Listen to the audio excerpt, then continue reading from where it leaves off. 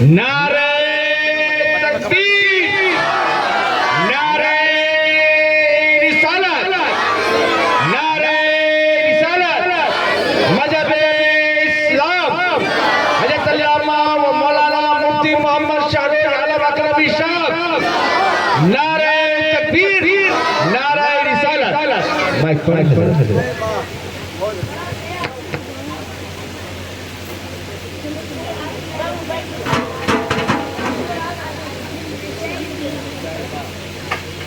الحمدللہ رب العالمین والعاقبۃ للمتقین والصلاة والسلام علی سید الانبیاء والمرسلین وعلی آلہ واصحابہ اجمعین، اما بعد فاعوذ باللہ من الشیطان الرجیم، بسم اللہ الرحمن الرحیم، وما ارسلناك الا رحمة للعالمين، صدق الله المولانا العظيم وصدق رسوله النبي الامين المكين المتين المبين المعين الكريم، ونحن على ذلك لمن الشاهدين والشاكرين والحمد لله رب العالمين۔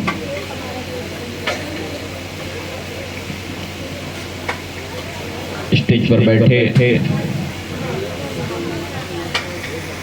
شورا، علماء، پیش نظر سامعین، عزیز بچوں، نوجوان ساتھیوں، بزرگوں، پردہ نشین ماں اور بہنوں، السلام علیکم ورحمۃ اللہ وبرکاتہ۔ حضرات، آواز تھکی تھکی سی لگ رہی ہے، 11:30 ہو گیا ہے، کچھ لوگوں کو صبح کام میں بھی جانا ہے۔ سب سے بڑا مسئلہ یہ ہے کہ دیکھ کا ڈھکن کھل گیا،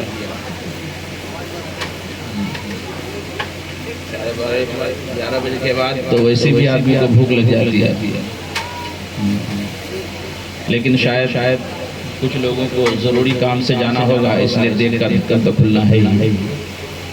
انشاءاللہ بھوک زیادہ لگتی ہے تو کھانا زیادہ مزہ آتا ہے، اور بھوک کم لگتی ہے تو آدمی جیسے جیسے کھا کے آدھا کھاتا ہے، آدھا پلیٹ میں، آدھا چھوڑ کے چل دیتا ہے۔ ہم نبی کے غلام ہیں، اور ہمارے نبی اس دنیا میں آئے ہی اس لیے تھے کہ ہمیں ایک الگ طریقہ اور الگ ضابطہ دے دیں، اور وہ ایک الگ طریقہ اور الگ ضابطہ ہمارے نبی نے ہمیں دیا ہے۔ وہ طریقہ اور ضابطہ کیا تھا؟ کھانا سکون سے کھاؤ، اطمینان سے کھاؤ، ہڑبڑی نہیں۔ نماز کا وقت بھی اگر ہو گیا ہے، کھانا حاضر ہے تو پہلے کھانا کھاؤ آرام سے، نماز پھر پڑھ لینا۔ یہ مسئلہ ہے، تو ہم سکون والے ہیں، اطمینان والے ہیں، اور انشاءاللہ العزیز جس کی قسمت میں جتنا ہوگا اتنا تو ملے گا اسے، قسمت سے کم کسی کو نہیں ملنا ہے۔ حضرت علی رضی اللہ تعالیٰ عنہ فرماتے ہیں کہ جب سے میں نے حضور سے ایک حدیث سنی ہے، تب سے میں نے اپنا تمام کاروبار چھوڑ دیا ہے۔ زور سے بولیے۔ ہم ہیں جو صبح شام حدیث سنتے ہیں اور ادھر سے سنتے ہیں ادھر سے نکال دیتے ہیں، ہمیں کوئی فکر ہی نہیں ہوتی ہے کہ حدیث کیا ہے، بس ہم جلسہ منورنجن کے لیے کرتے ہیں، نعت ہم اپنے کان کی چاشنی کے لیے سنتے ہیں، تقریر ہم دل کی تسلی کے لیے سنتے ہیں۔ یارو ایسا نہیں ہے، نعت آپ سنو تو کان کے منورنجن کے لیے نہیں بلکہ دل کی فرحت اور مسرت کے لیے سنو۔ تقریر سنو تو اس نیت سے سنو کہ میرے نبی نے کیا فرمایا تھا، نبی کی آواز اور نبی کی باتوں تک یہ ہم تک پہنچا رہے ہیں مقرر، کم سے کم ان کی باتوں پر عمل کر کے ہم نبی کی سنت کو زندہ کرتے ہوئے نظر آئے۔ اس نیت سے تقریر سننی چاہیے اور اس نیت سے نعت سننی چاہیے۔ حضرت علی نے فرمایا کہ جب سے میں نے حضور سے ایک حدیث سنی ہے تب سے میں نے اپنا کاروبار چھوڑ رکھا ہے۔ پوچھا حضرت علی کے ساتھیوں نے وہ کون سی حدیث ہے جسے آپ نے نبی سے سنا ہے؟ تو حضرت علی فرماتے ہیں کہ میرے نبی نے ارشاد فرمایا ہے کہ اللہ تبارک و تعالی ہر انسان کو اس کا رزق مقسوم عطا فرمائے گا، یعنی جو رزق اس کے لیے تقسیم فرمایا ہے وہ کام کرے یا نہ کرے اللہ اسے عطا فرمائے گا۔ کیوں نہیں عطا کرے گا؟ 7 سمندر نیچے سیپ ہے اور سیپ کی خوراک جانتے ہیں؟ سیپ کی خوراک کیا ہے؟ موتی، ہیرا اور موتی۔ سیپ گندا نہیں کھاتا ہے، سیپ کیا کھاتا ہے؟ ہیرا اور موتی کھاتا ہے۔ ہیرا موتی ایک انسان کو مل جائے وہ اس کے اندر بادشاہیت آ جاتی ہے۔ ہمارے شاعر اسلام صاحب آ گئے، ان کی گاڑی لیٹ ہو جاتی ہے۔ سیپ کی خوراک کیا ہے؟ ہیرا اور موتی۔ سمندر کے تہ کے نیچے اللہ تبارک و تعالی جس سیپ کو ہیرا اور موتی عطا کر سکتا ہے، ہم تو اشرف المخلوقات ہیں، دنیا میں اللہ ہمیں کیوں نہیں رزق عطا فرمائے گا؟ اللہ تبارک و تعالی ہر مارو مور، سانپ، جانور، چرند، پرند تمام کے لیے رزق متعین کیا ہے اور وہ اپنے متعینہ رزق ہی کھاتا ہے۔ انسان کا اشرف المخلوقات ہے، اللہ تبارک و تعالی اس کے لیے رزق متعین کیا ہے، پروردگار اسے بھی رزق عطا فرماتا ہے۔ انسان کے لیے سبب متعین کر دیا ہے کہ تمہیں اس سبب سے رزق ملے گا، اس سبب سے بھی رزق ملے گا۔ بہرحال انشاءاللہ العزیز آدھا گھنٹہ آپ حضرات لو لگا کر، دل لگا کر، تسلی کے ساتھ، سماعت کو مد نظر رکھتے ہوئے، دل کو حاضر رکھتے ہوئے، ذہن کی حضوری کے ساتھ آپ تشریف فرما ہو۔ آدھا گھنٹہ کے بعد آپ کا جلسہ ختم ہو جائے گا۔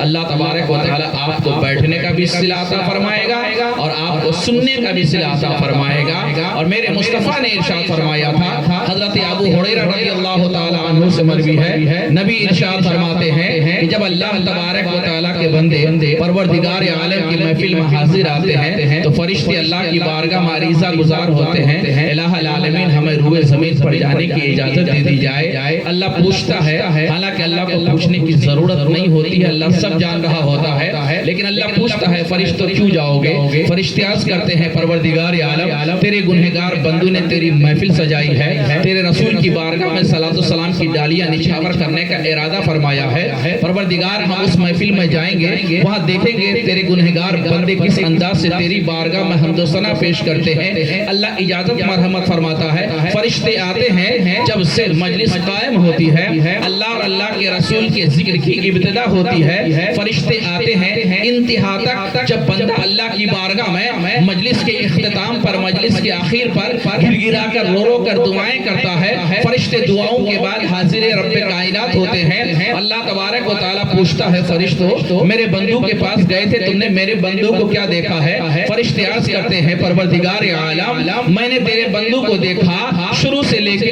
اب تک تیرا ذکر کر رہے تھے، تیرے محبوب کا ذکر کر رہے تھے اور آخر میں تیرے بندے گر گرا کر دعائیں کر رہے تھے۔ اللہ پوچھتا ہے فرشتوں میرے بندوں نے دعاؤں میں کیا مانگی ہے؟ اور فرشتے عرض کرتے ہیں پروردگار عالم تیرے بندوں نے گر گرا کر رونے کے انداز میں تیری جہنم سے پناہ مانگا ہے۔ اللہ پوچھتا ہے فرشتوں کیا میرے بندوں نے میری جہنم دیکھی ہے؟ فرشتے عرض کرتے ہیں پروردگار عالم تیرے بندوں نے تیری جہنم نہ دیکھی ہے۔ اللہ ارشاد فرماتا ہے فرشتوں اگر میرے بندے میری جہنم کو دیکھ لیں تو اس کا عالم کیا ہوگا؟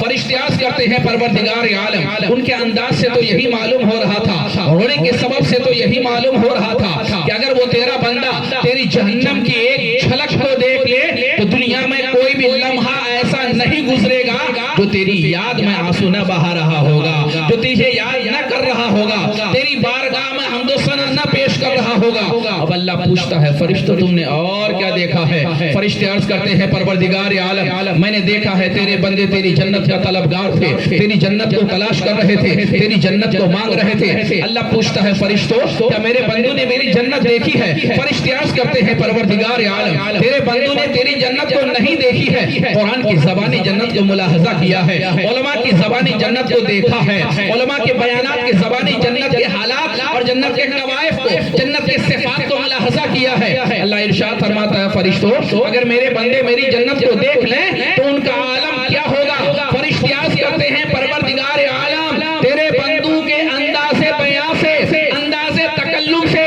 رونے کے انداز سے تو یہی معلوم ہو رہا تھا اگر تیرے بندے تیری جنت کو دیکھ لیں تو دنیا میں کوئی بھی لمحہ اس کا ایسا نہیں گزرے گا کہ جس میں تجھے یاد نہ کر رہا ہوگا, تیری تسبیح و تحلیل نہیں کر رہا ہوگا. اب اللہ کی رحمت جوش میں آتی ہے. حضرت ابو ہریرہ ارشاد فرماتے ہیں, ابو داؤد شریف کی حدیث ہے, نبی ارشاد فرماتے ہیں اللہ تبارک و تعالیٰ کی رحمت جوش میں آتی ہے. پروردگار ارشاد فرماتا ہے فرشتوں گواہ ہو جاؤ, میں تم فرشتوں کو گواہ بنا کر رب ہونے کی بنیاد پر یہ اعلان کرتا ہوں کہ جن جن لوگوں نے اس جگہ پہ قدم رکھا ہے میں نے ان تمام کی مغفرت کر دی ہے.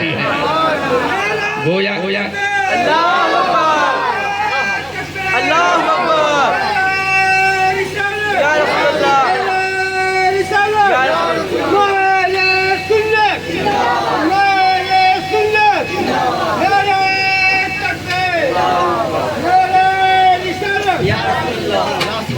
کہ اپنی مغفرت کی ضمانت چاہتے ہو تو اللہ اور اللہ کے رسول کی بارگاہ میں بیٹھنا پڑے گا.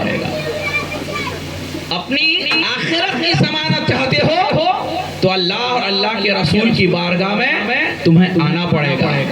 اور مسجد بھی اللہ کی بارگاہ ہے, رسول کی بارگاہ ہے, لیکن یہ محفل ایک ایسی محفل ہے کہ جہاں خالص اللہ اور اللہ کے رسول کا ذکر ہوتا ہے.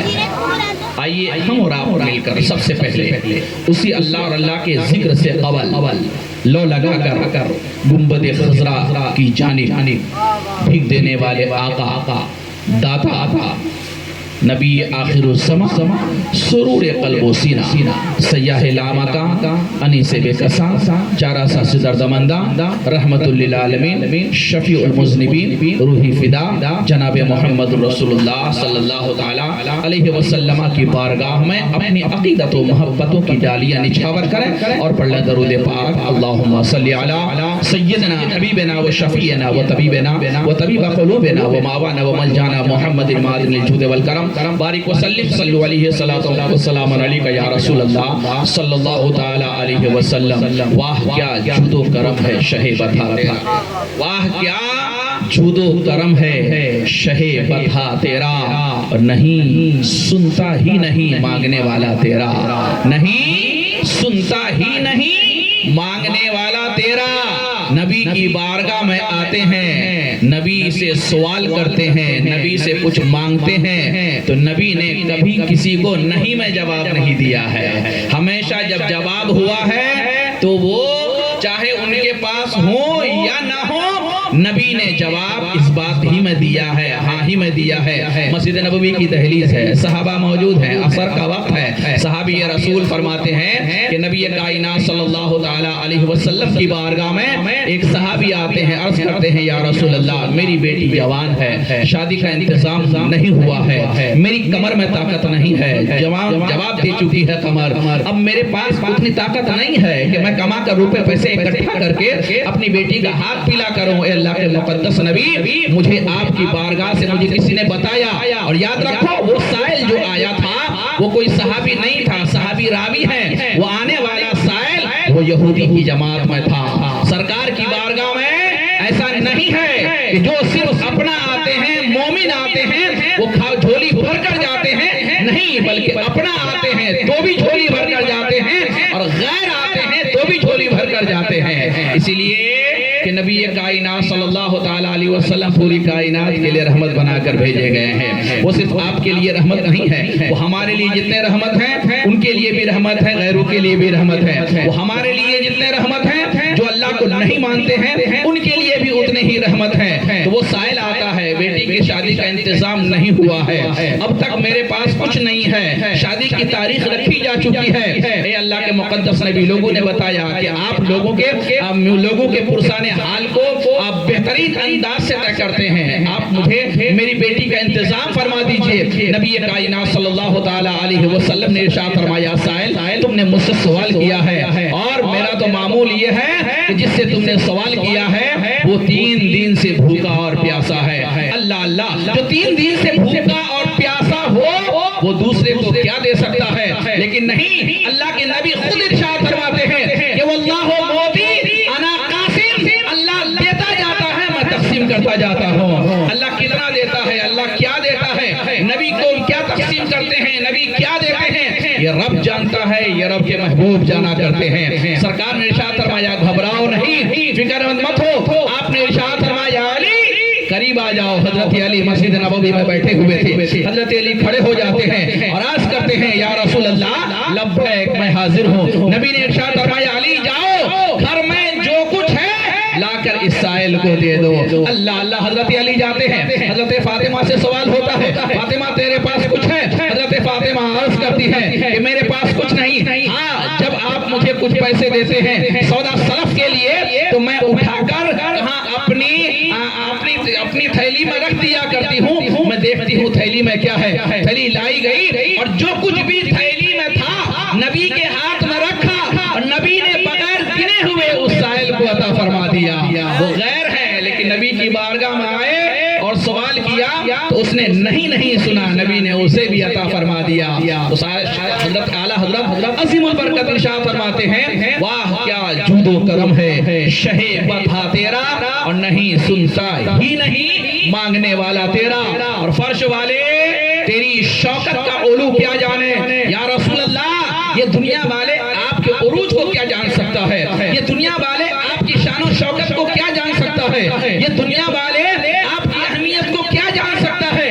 آپ کی اہمیت تو وہ ہے کہ جب آپ تشریف لے جا رہے ہیں تو مسجد اقصی میں تمام انبیاء اکرام آپ کے انتظار میں کھڑے ہیں۔ آپ کی شان تو وہ شان ہے کہ جب آپ مسجد حرام سے چلے ہیں تو فرشتے سب بستہ آپ کے دیدار کے لیے اور آپ کو لبیک کہنے کے لیے، آپ کے خیر مقدم کے لیے کھڑے ہیں، اور جب آپ پہلے آسمان پہ گئے ہیں تو تمام نبیوں کے سردار، تمام نبیوں کے باپ، پوری کائنات کے تمام مخلوق، تمام انسان کے باپ حضرت آدم علیہ السلام آپ کے لیے کھڑے ہیں، آپ کے لیے استقبال کے لیے کھڑے ہیں۔ آپ کی ذات تو وہ ذات ہے، دنیا والا آپ کی شان و شوکت کو کیا جان سکتا ہے، فرش والے تیری شوکت کا علو کیا جانے، خسروا عرش پہ اڑتا ہے فریرہ تیرا۔ آپ کا جھنڈا تو وہ ہے جو لا مقام اڑا کرتا ہے، آپ کا جھنڈا تو وہ ہے جو جنت کے اعلیٰ علیین میں اڑا کرتا ہے، آپ کا جھنڈا تو وہ ہے کہ جہاں فرشتوں کی جانے کی تاب نہیں ہوتی ہے، جہاں حضرت جبریل امین نے سرکار سے پوچھا تھا، سرکار نے کہا تھا جبریل چلو میرے ساتھ آگے بڑھو، لا مقام میں جا کر جبریل نے کیا کہا تھا، گر یکسر ہوئے برتر پرم فروغ تجلی بسوست پرم۔ یا رسول اللہ، اگر ایک قدم ہم یہاں سے آگے بڑھیں گے تو ہمارے یہاں جنت کی جھلکیوں سے یا یہاں کے تپش سے ہمارے پر جل جایا کریں گے۔ آپ کا مقام تو وہ مقام ہے جو فرشتے بھی آپ کے مقام کو نہیں جان سکتے ہیں۔ آپ کا عروج اور آپ کا جھنڈا، آپ کا فریرہ کہاں جنت کی وادیوں میں اڑا کرتا ہے۔ فرش والے تیری شوکت کا علو کیا جانے، خسروا عرش پہ اڑتا ہے فریرہ تیرا۔ آپ کے محبوب کی شان تو یہ شان ہے، ہم اپنے محبوب کی شایان شان کچھ نہیں کر سکتے، لیکن رب کا جو ہمارے اوپر احسان ہے، رب کی جو ہمارے لیے رحمت بن کر آئے ہیں، اللہ کے پیارے نبی رب نے جو ہمارے لیے رحمت بنا کر بھیجا ہے، ہم اس رحمت کا بدلہ تو نہیں دے سکتے ہیں، لیکن اتنا ضرور ہے رب کے محبوب کی بارگاہ میں خراج عقیدت پیش کر کے اپنے محبوب کی رضا کو لے سکتے ہیں۔ اللہ تبارک و تعالیٰ کے محبوب اگر راضی ہو جائیں تو ہماری دنیا بھی سنور جائے گی، ہماری آخرت بھی سنور جائے گی۔ سرکار تشریف لائے، ایسے وقت میں تشریف لائے، نبی کے آنے سے قبل دنیا اندھیرا تھا، ہر آدمی جانتا ہے نبی کے آنے سے قبل عورتوں کے حقوق کو پامال کیا جا رہا تھا. نبی کے آنے سے قبل جس جگہ پہ جس راستے سے یتیم گزر جایا کرتا تھا اور یتیم کا سایہ کسی آدمی کے اوپر پڑ جایا کرتا تھا تو وہ آدمی دن بھر کا سفر ملتوی کر دیا کرتا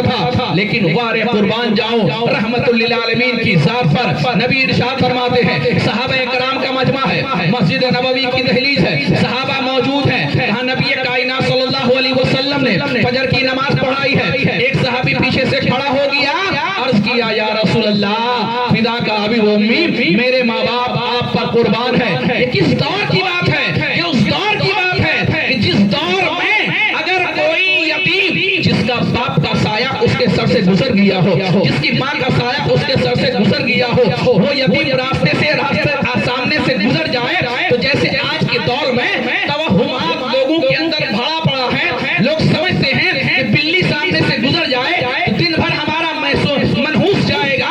ویسے ہی اس زمانے میں اگر سامنے سے کوئی یتیم گزر جایا کرتا تھا تو لوگ دن بھر کو منحوس سمجھا کرتے تھے. ایسے دور میں پیچھے سے صحابی کھڑا ہوا, سرکار نے نماز سے سلام پھیرا, صحابی پیچھے سے کھڑا ہوا, عرض کیا یا رسول اللہ آپ دعائیں مانگنے کے لیے جا رہے ہیں, امت مومنہ کے لیے دعائیں کریں گے, امت مسلمہ کے لیے دعائیں کریں گے, اے اللہ کے مقدس نبی ہمارے لیے بھی دعا فرما دیجیے. نبی نے فرمایا کس چیز کی دعا چاہتے ہو؟ صحابی عرض کرنے لگے یا رسول اللہ فدا کا ابی و امی, میرے ماں باپ آپ پر قربان, اے اللہ کے مقدس نبی میرا بیٹا کل صبح سے غائب ہے اور اب تک میں نے اپنے بیٹے کو نہیں دیکھا ہے.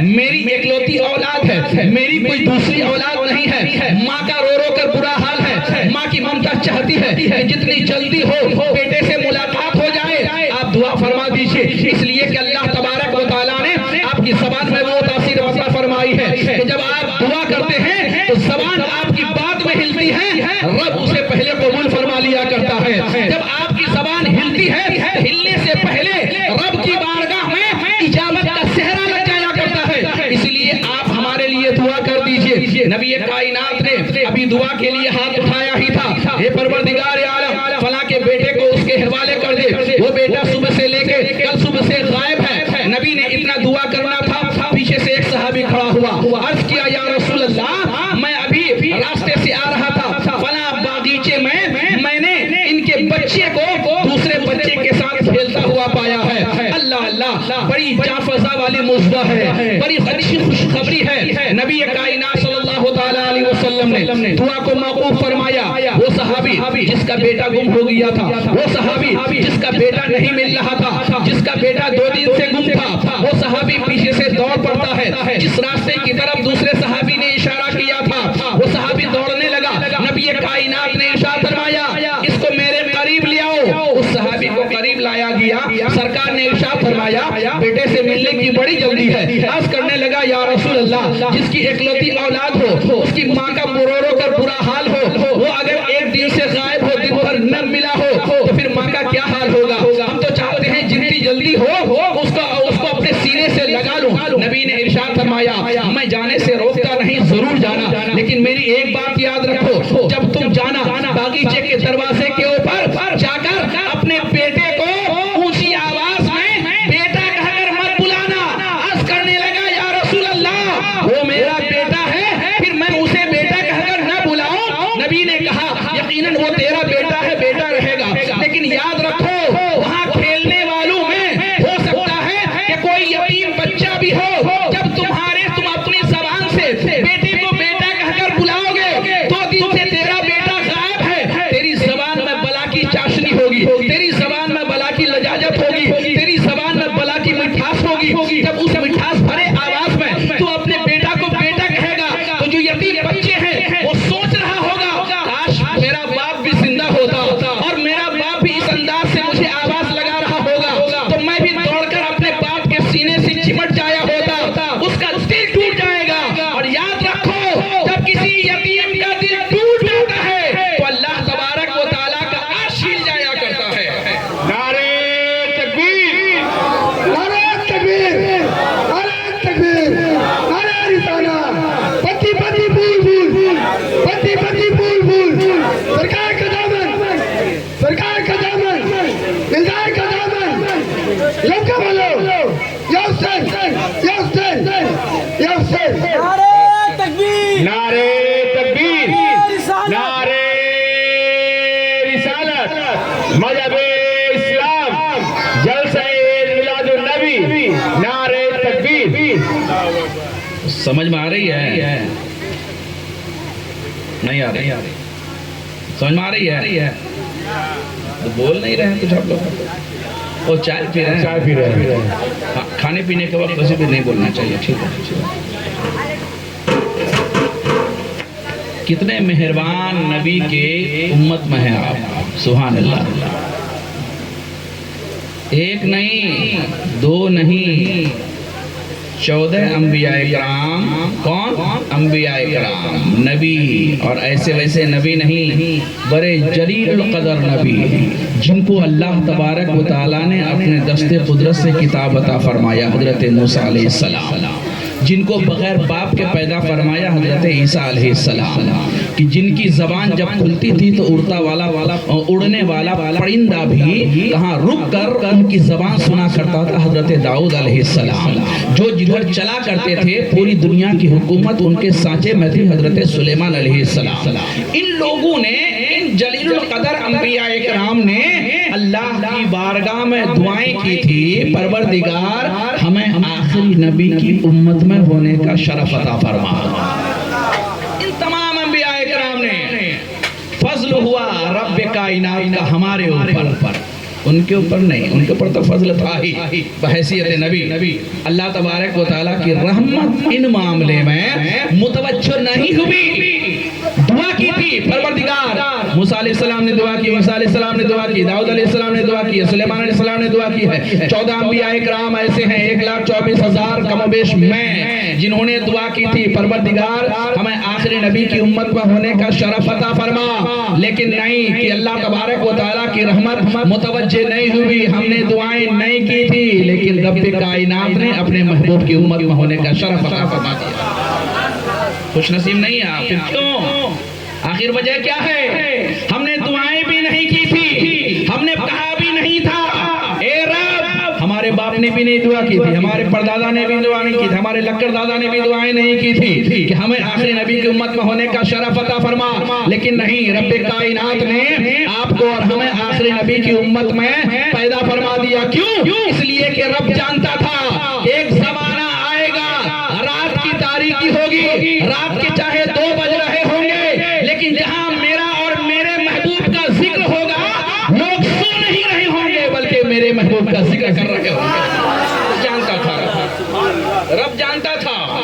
वगरना मूसा अलैहिस्सलाम की दुआ कबूल नहीं की, ईसा अलैहिस्सलाम की दुआ कबूल नहीं हुई, आपने दुआ नहीं की फिर भी दुआएं कबूल हो गई। क्यों? इसलिए कि जानते थे कि मूसा अलैहिस्सलाम की उम्मत कितनी बड़ी खलफशार थी। जब मूसा अलैहिस्सलाम ने कहा था ए मेरी उम्मतियों चलो फिरौन से लड़ना है, तो जानते हो उम्मती ने क्या कहा था? आप जाइए, आपका रब जाइए, हम क्यों जाएंगे? कुरान कह रहा है आप जाइए, आपका रब जाइए, हम क्यों जाएंगे? दाऊद अलैहिस्सलाम ने कहा था कि चलो लड़ना है, लेकिन क्या कहा था? हम नहीं जाएंगे लड़ने के लिए, दीन आपका है, मज़हब आपका है, आप जाइए। लेकिन जब नबी की बारी आई है, जब जंग बदर का मौका आया है, तो सहाबा खड़े हो गए और अर्ज किया या रसूल अल्लाह, आप अपनी गर्दन को ऊंची मत कीजिए, इसलिए कि जब तीर आएगी दुश्मनों के तरफ से तो आपकी गर्दन से पहले मेरी गर्दन हो जाएगी। ये आपके किस उम्मती ने कहा था? जब इस उम्मती ने इतनी बात कह दी थी तो रब तो जानता था कि ये वो उम्मती है। तमाम कुफार और मुशरिकीन ने, मक्के के मुशरिकीन ने ये मीटिंग की थी ना, चलो नबी का किस्सा तमाम कर दिया जाए, नबी को मार डाला जाए, न रहे बांस न बजे बांसुरी। इस्लाम का बड़ा बलबला हो रहा है, इस्लाम बड़ी तेजी से फैल रहा है, चलो किला कमा कर दिया जाए, खत्म कर दिया जाए। लेकिन उससे पहले देखो तो सही, नबी को मारना इतना आसान नहीं है। जासूस भेजो, जासूस भेजा गया और जासूस भेजा तो नबी कायनात सल्लल्लाहु तआला अलैहि वसल्लम कहाँ थे?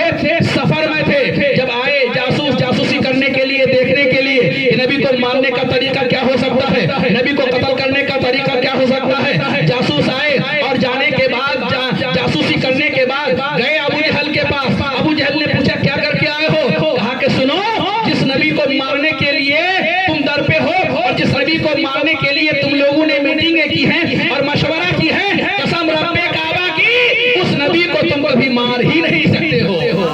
अच्छा کیوں بھائی کیوں نہیں مار سکتے ہیں؟ کہا کہ اس لیے کہ ہم نے ان نبی کو دیکھا ہے کہ وہ جب نبی وضو کرتے ہیں، جب ان کا پانی زمین کے اوپر گرتا ہے تو ان کے جانثار اتنے محبت کرتے ہیں کہ پانی کے قطرے کو زمین پر گرنے سے پہلے اس کو اپنے ہاتھوں میں لے کر اپنے سینے میں اور اپنے چہرے پہ لگایا کرتے ہیں۔ جس نبی کے امتی کے عشق کا یہ عالم ہو، اس نبی کا کوئی باپ بھی واقع نہیں کر سکتا ہے۔ یہ امتی تھی۔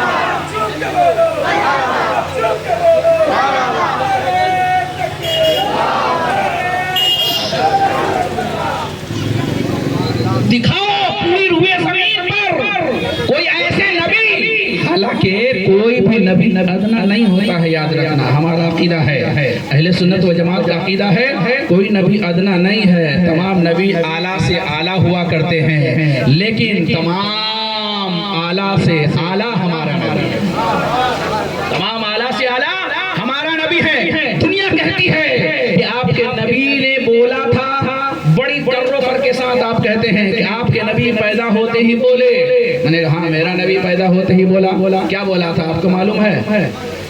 یا رب حب لی امتی، بڑا آسان سا جملہ ہے، آپ کو سنتے رہتے ہیں، یا رب حب لی امتی، اے میرے رب میری امتیوں کو میرے حوالے کر دے۔ پیدا ہوئے ہیں، ابھی بچہ بول نہیں رہا ہے، کھانے پینے کا شعور نہیں ہے، لیکن نبی بول رہے ہیں میری امت کو میرے حوالے کر دے۔ کوئی ایسا نبی ہے جو بول کر تو دکھائے؟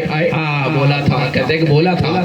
آپ کے نبی نے صرف نہیں بولا تھا، موسیٰ حضرت عیسیٰ علیہ السلام نے بھی کلام کیا تھا، یوسف علیہ السلام کے پاس میں بھی کلام کیا تھا۔ ایک یوسف علیہ السلام پر جب زلیخا نے کہا اپنا داؤ چلایا، یوسف آ جاؤ، میں تیرے زلف اور تیرے عشق کا اسیر ہوں، اب آ جاؤ، میں تمہیں دعوت مباشرت دے رہا ہوں۔ لیکن یوسف کو اللہ تبارک و تعالیٰ نے نبی بنایا تھا۔ ایک نبی کیسے حرام کاری کر سکتے ہیں؟ ایک نبی حرام کام کی طرف کیسے راغب ہو سکتے ہیں؟ یوسف علیہ السلام نے کہا اے زلیخا سنو، تیرا یہ داؤ کبھی بھی ہم پر نہیں چلے گا۔ کہا کہ کیوں؟ اس لیے کہ میرا رب دیکھ رہا ہوتا ہے۔ زلیخا نے اپنا دوپٹہ اٹھایا اور ان کا جو مجسمہ تھا، ان کی جو مورتی تھی، اس مجسمے کے اوپر اپنا دوپٹہ کو ڈال دیا اور کہا کہ یوسف اب تو آ جاؤ، اب تو میں نے اپنے خدا کے چہرے کو بھی ڈھک دیا ہے، اب تو میرا خدا بھی نہیں دیکھ رہا ہوتا ہے۔ یوسف علیہ السلام نے کہا تھا اے زلیخا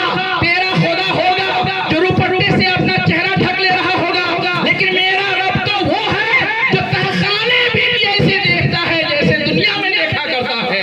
ہمارا رب کبھی اندھا نہیں ہوتا، ہمارا رب کبھی نابینا نہیں ہوتا، ہمارا رب کبھی کسی چیز سے ان کی نگاہیں پوشیدہ نہیں ہو سکتی، اس لیے میرا رب زندہ ہے، میرا رب گھر کے اندر بھی دیکھ رہا ہوتا ہے۔ یوسف علیہ السلام نہیں مانے زلیخا کی بات۔ زلیخا نے حضرت یوسف علیہ السلام پر جب داؤ نہیں چلا تو جانتے ہو یہ اعلان عام کر دیا کہ یوسف نے بند کمرے میں مجھ سے بدتمیزی کی ہے، میرے اوپر ہاتھ رکھا ہے، بادشاہ کے سامنے پیشی ہوئی، یوسف علیہ السلام کو بلایا گیا ہے۔ یوسف یہ اس وقت کی بات ہے کہ جب بھائیوں نے کنویں میں ڈال دیا تھا اور کنویں سے ایک قافلہ والے نے نکال کر مصر کی وادی میں بادشاہ کے بیوی کے پاس بیچ لیا تھا۔ یوسف علیہ السلام غلامی کی زندگی گزار رہے تھے، وہ تو رب کائنات ہے، یوسف کو غلامی کی زندگی دیا ہے، لیکن ایک وقت ایسا بھی آیا کہ یوسف جو غلام بنا تھا پورے مصر کا بادشاہ بنتا ہوا نظر آیا ہے۔ زلیخا نے کہا بادشاہ کے پاس داؤ پیش کیا اور کہا کہ میرے اوپر اس نے ہاتھ رکھا ہے، میری عصمت دری اس نے کی ہے، طرح طرح سے الزام تراشی کی۔ یوسف کو بلایا گیا، کہا کہ کیا بات ہے؟ زلیخا نے تیرے خلاف ایسا دعویٰ کیا ہے۔ زلیخا کون تھی؟ یہ یوسف کی مصر کے بادشاہ کی بیوی تھی۔ بیوی نے دعویٰ دائر کیا یوسف کے خلاف، ایک غلام کے خلاف۔ وہ غلام یوسف علیہ السلام نے کہا نہیں میں نے ایسا نہیں کیا ہے، یہ غلط بول رہی ہے۔ کہا کہ اپنا دعویٰ پیش کرو، جب دعویٰ کر رہے ہو تو اس کے لیے تمہیں کوئی گواہ پیش کرنا پڑے گا، گواہ لے آؤ۔ یوسف علیہ السلام نے کہا کہ بند کمرے میں تھا اور زلیخا تھی، یہ گواہ کہاں سے میں لے آؤں؟ لیکن اللہ تبارک و تعالیٰ سب کچھ برداشت کر لیتا ہے۔ اپنے سامنے دوسرے کے ساتھ جب کوئی شریک ٹھہراتا ہے تو اللہ اسے بھی بھی برداشت کر لیتا ہے، لیکن جب جب نبی کی عصمت کی بات آتی ہے، جب جب نبی کی عزت کی بات آتی ہے، جب جب نبی کی ناموس کی بات آتی ہے، جب جب نبی کے وقار کی بات آتی ہے، جب جب نبی کے بلند معیار کی بات آتی ہے، تو اللہ تبارک و تعالی خاموش نہیں رہتا ہے۔ جب نبی کے بارے میں کہا، ابو لہب نے کہا تھا اے محمد تیرا ہاتھ ٹوٹ جائے، تو اللہ نے ارشاد فرمایا تھا ابو لہب تو کہتے ہو میرے محبوب کا ہاتھ ٹوٹ جائے، نہیں نہیں میرے محبوب کا ہاتھ نہیں بلکہ ابو لہب تیرا دونوں ہاتھ ٹوٹ جائے۔ یہ کس نے کہا تھا؟ یہ رب نے کہا تھا۔ تو جب جب انبیاء کرام کی عصمت کی بات آتی ہے، جب جب انبیاء کرام کی عزت و ناموس کی بات آتی ہے، اللہ تبارک و تعالیٰ کی زبان بول اٹھتی ہے۔ اللہ نے ارشاد فرمایا یوسف یہ تیرے اوپر الزام لگا رہی ہے، تجھے تیرے سامنے گواہ لانے کو کہہ رہا ہے، تو دیکھ یاد کر جس بند کمرے میں جہاں زلیخا نے تیرے پہ ہاتھ رکھا تھا اور ہاتھ رکھنے کی کوشش کی تھی، وہاں پالنے میں ایک چھوٹا سا ننھا سا بچہ بھی موجود تھا۔ اس بچے کو اٹھا کر تو گواہی میں پیش کر دے، چونکہ اللہ نے فرمایا تھا۔ یوسف نے بلا چونو چرا بادشاہ سے کہا اے بادشاہ مجھے گواہ مل گیا ہے۔ بادشاہ نے کہا کہ پیش کرو۔ یوسف علیہ السلام نے کہا جائیے جس کمرے میں میری اور زلیخا کی بات ہوئی تھی اس بند کمرے میں ایک چھوٹا سا شیر خوار بچہ تھا، چھوٹا سا ننھا سا بچہ تھا جو پالنے میں موجود تھا، جو جھولے میں موجود تھا، میں اسے اپنی گواہی میں پیش کرتا ہوں۔ جتنے بھی حواریین تھے، جتنے بھی لوگ تھے، بادشاہیت کے کارندے تھے، تمام نے تعجب کیا یوسف تو کیسی باتیں کر رہا ہے، مجنونانہ تو باتیں کر رہا ہے، دیوانہ والی باتیں کر رہا ہے، اس بچے کی گواہی کیا قبول کی جائے گی؟ یہ بچہ کہیں بول سکتا ہے جسے نہ تو اپنے ہاتھ ہلانے کا شعور ہے، جسے نہ تو دیکھنے کا شعور ہے، جسے نہ تو بولنے کا شعور ہے، یہ بچہ کیسے تیری گواہی دے سکتا ہے؟ شاید اسے معلوم نہیں تھا کہ رب تو وہ ہے کہ یہ تو انسان ہے، رب اگر چاہے تو جانوروں سے بھی گواہی دلوا دیا کرتا ہے۔ کیا جانور نے کہا تھا کہ یا رسول اللہ آپ اللہ کے آخری نبی ہیں؟ حدیث پاک میں آتا ہے نا کہ سرکار دو عالم صلی اللہ علیہ وسلم بیٹھے ہوئے تھے، ایک جانور آیا، ایک گدھا، اور آنے کے بعد قدم ناز کو چوما اور ارشاد عرض کرنے لگا یا رسول اللہ آپ اللہ کے آخری نبی ہیں۔ گواہی انسان بھی دیتا ہے، لیکن انسان تو دے گا اس لیے کہ اس کو عقل و شعور ہے، اسے ہوش ہے، اسے بولنے کی طاقت ہے، لیکن وہ گواہی دے دے جو نہ تو بول سکتا ہے نہ سمجھ سکتا ہے، وہ بھی سب سے گرا ہوا جانور گدھا۔ صحابہ موجود تھے، صحابہ سوچنے لگے یہ کیا ماجرا ہے کہ وہ جانور آیا، قدم کو چوما، بوسہ دیا، اور بوسہ دینے کے بعد پھر کہا کہ آپ اللہ کے آخری نبی ہیں۔ نبی نے ان کے کان کے پاس اپنے منہ کو لے گیا، کچھ بولا، صحابہ کی سمجھ میں نہیں آیا کیا نہیں بولا، صحابہ حیران و پریشان۔ تھوڑی دیر بات ہو گئی، گدھا جا کر ایک طرف بیٹھ گیا، صحابی کھڑا ہوا، عرض کیا یا رسول اللہ سمجھ میں نہیں آیا کہ وہ گدھا آیا، آپ کے پائے ناز کو بوسہ دیا تو ہم سمجھے کہ آپ کے قدم کو چوما ہے، لیکن وہ آپ کے کان کے پاس آ کر کچھ بربرایا، آپ اس کے کان کے پاس جا کر کچھ بولے، کیا بولے ہماری سمجھ میں نہیں آیا۔ نبی نے ارشاد فرمایا سنو، وہ ساؤ گدھا آیا تھا اور آنے کے بعد کہا اے اللہ کے مقدس نبی میں اپنے خاندان کا اور اپنے پورے گھرانے کا اکیلا ہوں، میں نے اب تک کسی گدھی سے جفتی نہیں کیا ہے، اب میری کوئی نسل آنے والے نہیں ہے، میری کوئی اولاد آنے والے نہیں ہیں، اے اللہ کے مقدس نبی میں چاہتا ہوں کہ جو میری زندگی بچی ہے وہ آپ کی غلامی میں نچھاور ہو جائے۔ کس نے کہا تھا؟ گدھا کہا تھا، گدھا جانور، عقل والا نہیں ہے، شعور والا نہیں ہے۔ صحابہ نے عرض کیا یا رسول اللہ پھر آپ نے کیا جواب دیا؟ نبی نے فرمایا کہنا کیا تھا، میں نے اسے غلامی میں قبول کر لیا ہے۔ سبحان اللہ، نبی جسے غلام کہہ دے، دنیا کی کوئی بھی طاقت ایسی نہیں ہے جو غلامی سے ان سے نکال سکتی ہے۔ ہم تو کہتے ہیں کہ نبی میرے آقا ہیں، ہم تو کہتے ہیں کہ نبی میرے داتا ہیں، ہم تو کہتے ہیں کہ نبی میرے آئیڈیل ہیں، لیکن نبی بھی اگر کہہ دے کہ یہ میرا امتی ہے اور میرا غلام ہے، تب تو میں اپنی قسمت پر ناز کر رہا ہوں گا۔ ہمارا کہنا بڑی بات نہیں ہے. اب یاد رکھو حدیث پاک میں آتا ہے سرکار نے اس جانور کو اپنی غلامی میں لے لیا. اس غلام کا سرکار نے ایک نام دیا جس کا نام حدیث پاک میں یافور آیا ہے. یافور کا کام کیا تھا, اس غلام کا کام کیا تھا, میں آپ کو اس غلام کا کام بھی بتا دوں اور اس غلام کی اہمیت بھی میں آپ کو بتا دوں. اس غلام کا کام کیا تھا, جب سرکار بلاتے تھے حضرت ابوبکر صدیق کو, وہ جانور کو بھیجتا, وہ جانور جاتا حضرت ابوبکر صدیق کے دروازے کے اوپر جا کر اپنا ماتھا مارتا. حضرت ابوبکر صدیق باہر نکل آتے, یہ اپنے سر سے اشارہ کرتا, ابوبکر سمجھ جاتے نبی نے بلایا ہے. عمر فاروق اعظم کو بلانا ہوتا, وہ جانور جاتا, عمر فاروق اعظم کو بلا کر لے آتا. حضرت عثمان غنی کو بلانے کی ضرورت تھی, وہ جانور جاتا, عثمان غنی کو بلا کر لے آتا. علی مرتضیٰ کو بلانے کی ضرورت ہوتی, وہ علی مرتضیٰ کو بلا کر لے آتا. حضرت عبداللہ ابن مسعود کو بلانے کی ضرورت ہوتی, وہ جانور جاتا, عبداللہ ابن مسعود کو بلا کر آتا.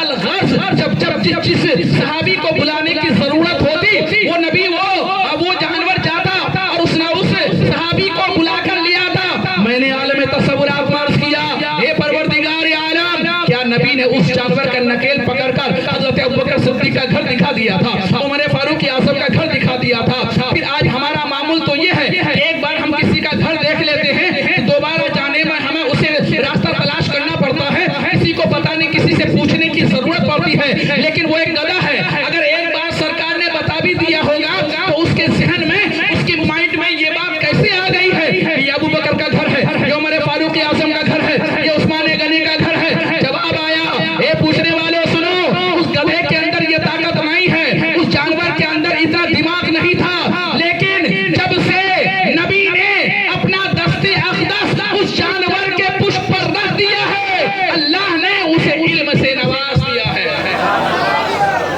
اللہ نے اسے علم سے نواز دیا ہے.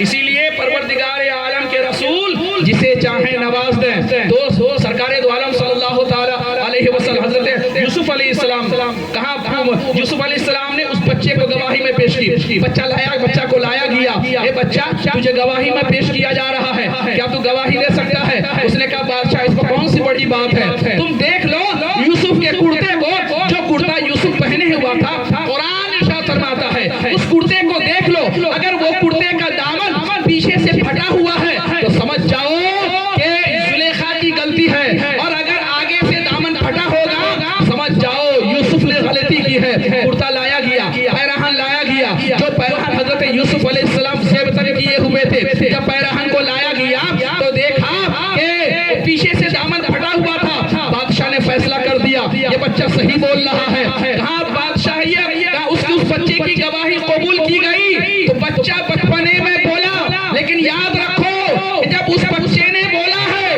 تو برکت کس کی ہوئی ہے, صرف یوسف علیہ السلام کی ہوئی ہے. اور جب عیسیٰ علیہ السلام سے, ان کی عیسیٰ علیہ السلام کی والدہ سے وہ لوگوں نے تہمت لگائی تھی اور کہا تھا یہ بچہ تو بغیر باپ کے کہاں سے لے کر آئی ہے, تو اللہ تبارک و تعالیٰ کی بارگاہ میں جب حضرت مریم نے عرض کیا تھا مجھ سے پوچھا جائے گا میں کیا جواب دوں گی, تو اللہ تعالیٰ نے فرمایا تجھے کچھ بولنے کی ضرورت نہیں ہے, اس بچے کی طرف اشارہ کر دینا, یہ بچہ خود بول اٹھے گا.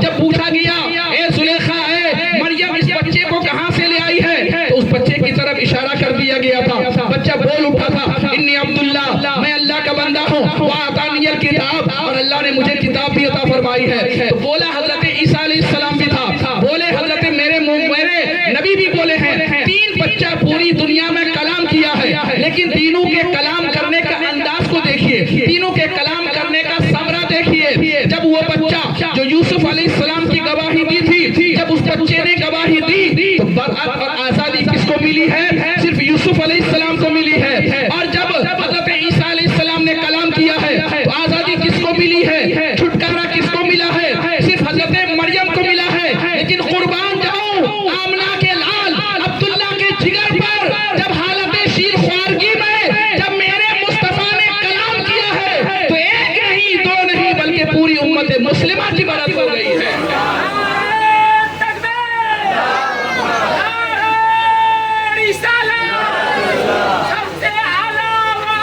ہمارا نبی,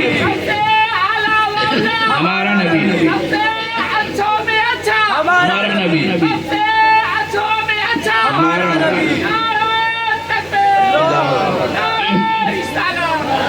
کتنے مہربان ہیں ہوتے ہیں تو کلام کرتے ہیں تو آپ کے لیے، جب اس دنیا سے جاتے ہیں تو کلام کرتے ہیں اور آپ یاد آ جایا کرتے ہیں۔ آپ کتنے وقت نبی کو یاد کرتے ہیں؟ پورے سال میں ایک جلسہ کرتے ہیں اور آ کر بیٹھ جاتے ہیں تو سمجھتے ہیں کہ نبی کو یاد کرتے ہیں؟ نہیں، یہ نبی کی یاد ہے لیکن اس سے نبی کا حق ادا نہیں ہوگا۔ نبی نے ارشاد فرمایا الصلاۃ قرۃ عینی، نماز میری آنکھوں کی ٹھنڈک ہے۔ کتنے لوگ نماز پڑھتے ہیں؟ کتنے آدمی نماز پڑھتے ہیں اور کتنے وقت کی پڑھتے ہیں؟ جب آپ نماز نہیں پڑھتے، آنکھ آپ کی نہیں کھلتی ہے، مسجد آپ نہیں جاتے ہیں، نبی کی آنکھوں کو ٹھنڈک کیسے آپ پہنچائیے گا؟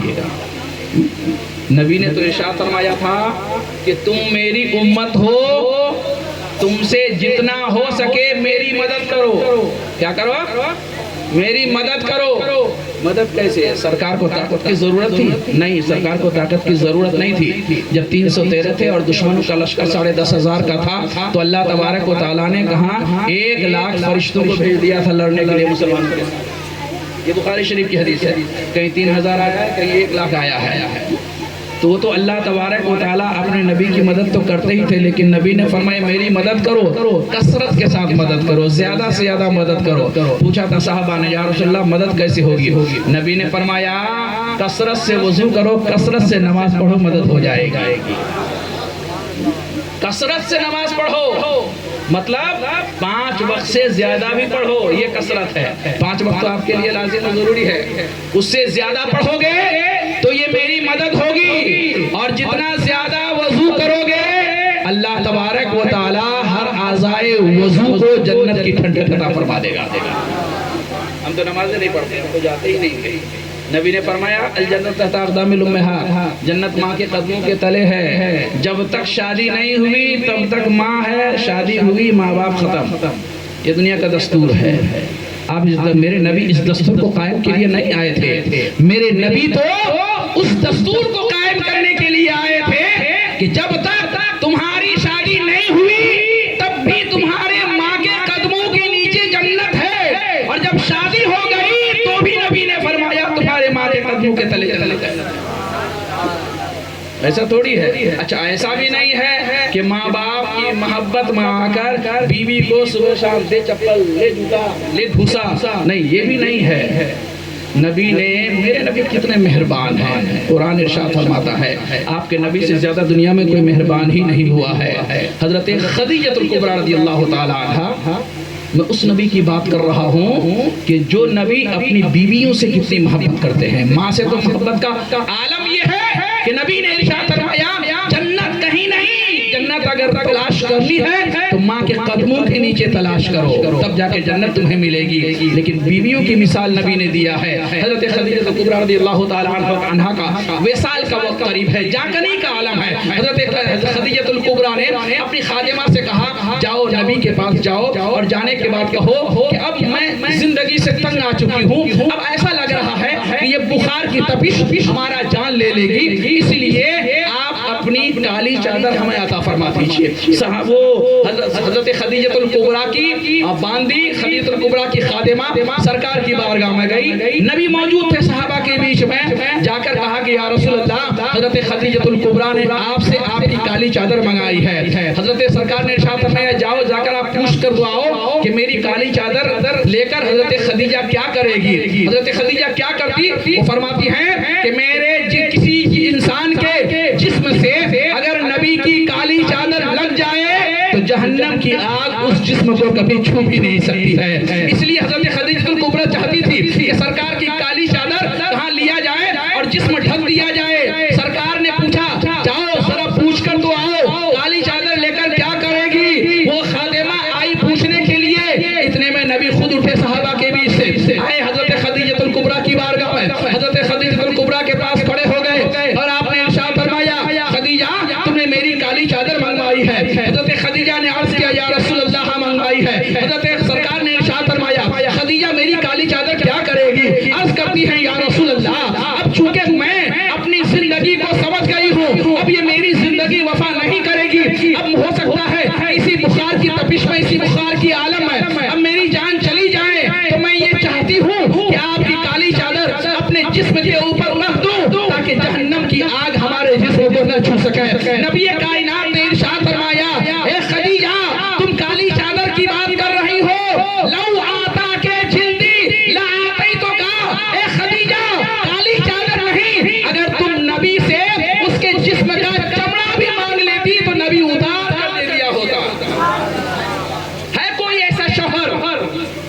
اپنی بیوی کے سامنے اس طرح کی باتیں کرے؟ ہے کوئی ایسا شوہر جو اپنی بیوی سے ایسی محبت کرے؟ تو میرے نبی نے ارشاد فرمایا ہے کہ جب کوئی آدمی بازار جاتا ہے، بخاری شریف کے پہلی جلد کی حدیث ہے کہ جب کوئی آدمی بازار جاتا ہے اور بازار اپنے کام سے گیا اور وہاں جا کر کسی اچھی چیز پر نظر پڑی اور نظر پڑنے کے بعد اس آدمی نے اس چیز کو خریدا اور اس نیت سے خریدا اس چیز کو میں لے جا کر اپنی بیوی کو دوں گا، نبی ارشاد فرماتے ہیں جب وہ چیز خریدی گئی اور لا کر اپنی بیوی کو دیا اور اپنے ہاتھ سے کھانے والی چیز اگر ہے اپنے ہاتھ سے اس کے منہ میں لقمہ ڈالا تو اللہ تبارک و تعالی اسے صدقہ کا ثواب عطا فرماتا ہے، صدقہ کا ثواب عطا فرماتا ہے۔ ایسا کوئی شوہر دنیا میں ہے؟ میرے نبی ان تمام چیزوں کو دینے کے لیے آپ کو آئے تھے۔ ہم نے لیا ضرور تھا، ہمارے اکابرین نے لیا ضرور تھا، لیکن اب ہم اس کو آہستہ آہستہ اپنے سامنے سے ہٹاتے ہوئے جا رہے ہیں۔ جب ہم اپنے آہستہ آہستہ ان تمام چیزوں کو نظر انداز کرتے ہوئے جا رہے ہیں تو پھر ہمارا انجام کیا ہوگا؟ یہ ہوگا کبھی ہم کسی کے ہاتھ سے پٹے جائیں گے، کبھی ہم ذلت کی زندگی گزار رہے ہوں گے، کبھی ہم کہیں ہمارا وقار گرایا جا رہا ہوگا، یہی تو ہوگا ہمارے سامنے۔ آج آپ یہ شکوہ اور گلا کر رہے ہو کہ ہم پریشان ہیں، آپ یہ شکوہ کر رہے ہو میرا بیٹا مجھ سے میری بات نہیں مانتا ہے۔ آپ نے اپنی باپ کی بات مانی تھی، آپ نے اپنی ماں کی بات مانی تھی۔ یاد رکھو جو انسان اپنی ماں اور باپ کی قدر کرے گا اس کی اولاد بھی اپنے ماں اور باپ کی قدر کرے گا، اس لیے کہ نبی کی حدیث غلط نہیں ہو سکتی ہے۔ نبی نے ارشاد فرمایا ہے جیسا بوؤ گے ویسا کاٹو گے، اس لیے اگر تم کھیرا بوؤ گے تو ایسا نہیں ہے کہ توڑی تمہارے مطلب کھیت میں اگے گی، کھیرا بوؤ گے تو کھیرا کاٹو گے، نیبو بوؤ گے تو نیبو کاٹو گے، جیسا بوؤ گے ویسا کاٹو گے۔ اس لیے اچھا بونے کی کوشش کرو، اچھا بو اور اچھا کاٹو، اچھا اللہ تبارک و تعالیٰ ثمرہ دے گا، اچھا پروردگار عالم پھل دے گا۔ آج کی یہ نورانی محفل ہماری نوجوان کمیٹی کی جانب سے ہے، بڑی محنت و مشقتیں کی ہیں، ہفتہ ہفتہ اس کے لیے آپ بھی انتظار کیے، ایک بار اس کو پوسپون کیا گیا، پھر اس کے بعد دوبارہ یہ رکھا گیا۔ ماشاءاللہ بڑا کامیاب جلسہ رہا ہے۔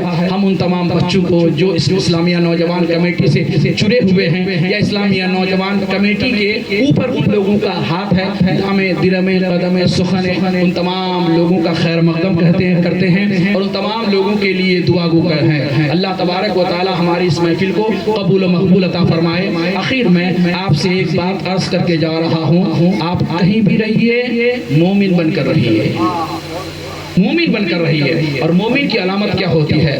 مومن کی علامت تو یہ ہے، سب سے پہلا یہ ہے کہ جو سرکار نے ارشاد فرمایا تھا یا رسول اللہ من المسلم، مسلمان کون ہے؟ تو نبی نے ارشاد فرمایا المسلم من سلم المسلمون من لسانه ويده، مسلمان وہ ہے کہ جس کے ہاتھ اور جس کی زبان سے دوسرا مسلمان سلامت رہے۔ آج ہمارے گھر میں 4 بھائی ہیں تو چاروں بھائی میں جنگ چلتی ہے، کوئی ہاتھ میں بھالا لیا ہوا ہے، کوئی برچھی لیا ہوا ہے، کوئی لاٹھی لیا ہوا ہے، کوئی ڈنڈا لیا ہوا ہے، ایک دوسرے پر پل پڑے رہتے ہیں۔ یہ اسلام نہیں ہے۔ اگر آپ کو اپنا وقار سمجھنا ہوگا، اپنی اہمیت سمجھنی ہوگی، اسلام پر مکمل طریقے سے کامیاب ہونا پڑے گا اور اس کے اوپر کاربند رہنا پڑے گا۔ قرآن نے ارشاد فرمایا تھا یا ایھا الذین آمنوا اے ایمان والو ایمان لاؤ۔ ایمان والا ایمان کیسے لائے گا؟ ایمان تو پہلے لایا ہوا ہے۔ مطلب یہ ہوا کہ آپ کا ایمان کچا ہے، آپ پکے مومن بن جاؤ۔ پکے مومن کب بنو گے؟ جب نماز پڑھو گے، اور اگر آپ نماز پڑھو گے تو پھر یہ ہے کہ آپ کے گھر کے حالات بھی سدھرتے ہوئے نظر آئیں گے۔ آپ کا بچہ آپ کا دیکھا دیکھی نماز پڑھتا ہوا آئے گا۔ کل اگر آپ مر بھی جاتے ہو، اس دنیا سے چلے بھی جاتے ہو، تو آپ کو اپنے قرآن خوانی کے لیے، اپنے فاتحہ خوانی کے لیے، اپنے میلاد خوانی کے لیے کرائے کا آدمی نہیں لانا ہوگا۔ آپ کا بچہ کھڑا ہو کر آپ کے لیے قبر کے پاس کچھ نہیں اگر آئے گا تو 3 بار قل هو اللہ پڑھ کر آپ کے لیے ایصال ثواب کر دے گا، تو اللہ تبارک و تعالی 7 قرآن ختم کرنے کا ثواب عطا فرما دے گا۔ ضرور اپنے بچوں کو پڑھاؤ، تعلیم یافتہ کرو، تربیت بھی دو۔ ایسا نہیں ہے کہ آپ سو رہے ہیں، آپ ٹی وی دیکھ رہے ہیں اور بچے سے کہہ رہے ہیں پڑھو قرآن شریف، بچے سے کہہ رہے ہیں پڑھو ہم آپ ٹی وی دیکھ رہے ہوتے ہیں، سامنے ٹی وی ہے اور بچہ وہاں سے قرآن شریف پڑھے گا؟ نہیں، آپ کو ویسا ہی بننا پڑے گا۔ اگر آپ چاہتے ہو، یہ مت سمجھو کہ اولاد کی پرورش آسان نہیں ہے، بچہ پیدا کرنا آسان ہے۔ عرب نے کہا تھا بچہ کیا چیز ہے؟ جب جنگ میں ختم ہونے لگے بڑی کثیر تعداد میں، تو لوگوں نے کہا کہ لوگ قتل در قتل ہوتے جا رہے ہیں، یہ تو ختم ہو جائیں گے۔ تو عرب نے اپنے قول میں کہا تھا، اپنی زبان میں کہا تھا، بچہ کیا چیز ہے؟ ایک گرام کی یہ عرب نے کہا۔ تو بچہ پیدا کرنا آسان ہے، اس کی پرورش کرنا بڑا مشکل ہے۔ اس کی پرورش قاعدے سے کرو۔ پرورش صرف یہ نہیں ہے کہ آپ ڈاکٹر MBBS BMS کرا دو، پرورش یہ بھی ہے کہ کم سے کم اس بچے کا عقیدہ صحیح ہو جائے، کم سے کم اس بچے کا ایمان صحیح ہو جائے۔ آج ہمارے درمیان ایمان والا ضرور نظر آئے گا، لیکن اس کا عقیدہ صحیح نہیں نظر آتا ہے، عقیدہ کچھ اور کہہ رہا ہے۔ آج تو نیا فرقہ، نیا طبقہ، نئے بچے پیدا ہوتے ہیں۔ فاتحہ مت کرو، قرآن خوانی مت کرو، میلاد مت کرو، قبر کے پاس مت جاؤ۔ ٹھیک ہے، تم مت جاؤ قبر کے پاس، لیکن ہم تو یہ جانتے ہیں کہ قبر کے پاس جائیں گے نہیں تو قرآن کیسے پڑھیں گے، قبر کے پاس جائیں گے نہیں تو دعائے مغفرت کیسے کریں گے، قبر کے پاس اگر ہم جائیں گے نہیں تو اللہ کی بارگاہ میں اپنے والدین یا اپنے خویش و اقارب کو کی گناہوں کو سامنے رکھ کر دعائے مغفرت کیسے کریں گے؟ قبر کے پاس جانا پڑے گا۔ نبی نے تو ارشاد فرمایا، لَعْنُوا مَوْتَاكُمْ، اپنے قبر کے پاس، اپنے قبر والوں کے پاس جاؤ اور اس کے لیے دعائیں مغفرت کرو، یہی صحیح طریقے سے تمہارے لیے خراج عقیدت ہوگی۔ اپنے بچوں کو کبھی بھی بہکنے مت دینا، یاد رکھنا، اپنے بچوں کے ذہن پر کنٹرول رکھو، وگرنہ وہ دن دور نہیں ہے کہ جب وہ بچے آپ کے جنازے کو کاندھا دینے پر تیار نہیں ہوگا، پھر گاڑی پر لادے جاؤ گے اور قبرستان میں لے جا کر کہاں کسی بھی کے ذریعے سے کہاں گڈھے میں ڈال دیے جاؤ گے۔ اسلام اور غیر اسلام میں کیا فرق ہے؟ یہی تو فرق ہے۔ اسلام تو یہ کہہ رہا ہے کہ تیرے مرنے کے بعد تیری اہمیت بڑھ گئی، تیرا امام تیری زندگی میں تجھ سے آگے نظر آ رہا تھا، لیکن تیری اہمیت اتنی بڑھی کہ جب تو مر گیا ہے تو تیرا امام اب کہاں آگے نہیں، تیرے پیچھے نظر آئے گا۔ کتنی اہمیت ہے؟ آپ نے کبھی اپنی جسم پر غور کیا ہے؟ آپ نے اپنی زندگی پر کبھی غور کیا ہے؟ کہا کہ زندگی میں تجھے خوشبو میسر نہیں، زندگی میں تو نے پھٹا کپڑا پہنا تھا، لیکن جب مر جاؤ گے تو پھٹا کپڑا نہیں چلے گا۔ جب مر جاؤ گے تو کہاں تمہیں خوشبو لگانی ہی پڑے گی، چاہے کا مانگ کر لا کر دو، لیکن خوشبو سے معطر کیا جا رہا ہے، عمدہ لباس پہنایا جا رہا ہے اور ایسے نہیں چھوڑا جا رہا ہے۔ نبی نے ارشاد فرمایا ہے، اپنے مردے کو کاندھا دیا کرو، اس لیے کہ جب کاندھا دے کر تم جتنے قدم چلو گے اللہ تبارک و تعالیٰ 10 نیکیوں میں اضافہ فرما دے گا۔ زندگی تھی، ایک ساتھ زندگی گزار رہے تھے، اس کا ہاتھ پکڑ کر بھی ہمیں آگے چلنے کی اجازت نہیں تھی، لیکن جب مر گیا ہے تو چاہے وہ گنہگار تھا، چاہے وہ بدکار تھا، اگرچہ وہ سیاکار تھا، لیکن اجازت اب یہ ہو گئی ہے، اس کو اپنے کاندھے پر رکھ کر بہترین طریقے سے دولہے کی طرح سجا کر کہاں قبرستان میں لے جا کر دفن کرو، اور پھر اگر وہ مسلمان ہے، مومن ہے، تو اس کے لیے کھڑے ہو کر دعائیں مغفرت کرو، یہی تمہارے لیے بہتر ہوگا۔ یہ کب ہوگا؟ جب آپ جانو گے تب نا۔ ہمارا معمول تو یہ ہو گیا ہے کہ اگر غسال نہ غسل دینے والا نہ ہو تو ہم اپنے زندگی میں جس باپ کے ساتھ رہتے تھے، جس ماں کے ساتھ رہتے تھے، جس بھائی بندو کے ساتھ رہتے تھے، اور ہم یہ بھی دل لو لگائے ہوئے ہیں کہ جلدی باپ مرے تو یہ بلڈنگ ہماری ہو جائے یا ہمارے حصے میں آ جائے۔ مال کی فکر رہتی ہے، باپ مر گیا ہے، 10 سال کے ساتھ غسل دینے والے کے ساتھ ایک لوٹا پانی بھی ہمیں اٹھانا میسر نہیں ہوتا ہے۔ یہ محبت ہے؟ یہ محبت نہیں ہے۔ محبت تو یہ ہے کہ زندگی میں جیسے تم اس کے ساتھ پیش آئے تھے، مرنے کے بعد بھی ان کے ساتھ ویسے ہی پیش آؤ۔ اسی لیے اس کی ضرورت کب پڑے گی؟ ہوگی جب آپ اپنے بچوں کو تعلیم یافتہ بناؤ گے، اپنے بچوں کو علم دو گے، تب جا کے یہ معاملہ آئے گا۔ اللہ تبارک و تعالی ہم تمام کو اپنے بچوں کو صحیح طریقے سے علم اور اسلام کو سمجھنے کی توفیق عطا فرمائے۔ وآخر دعوانا ان الحمدللہ رب العالمین۔ السلام علیکم ورحمۃ اللہ وبرکاتہ۔ خوب کی سیر چمن، پھول چنے شاد رہے، باغباں جاتا ہوں یہ گلشن شاہ آباد رہے۔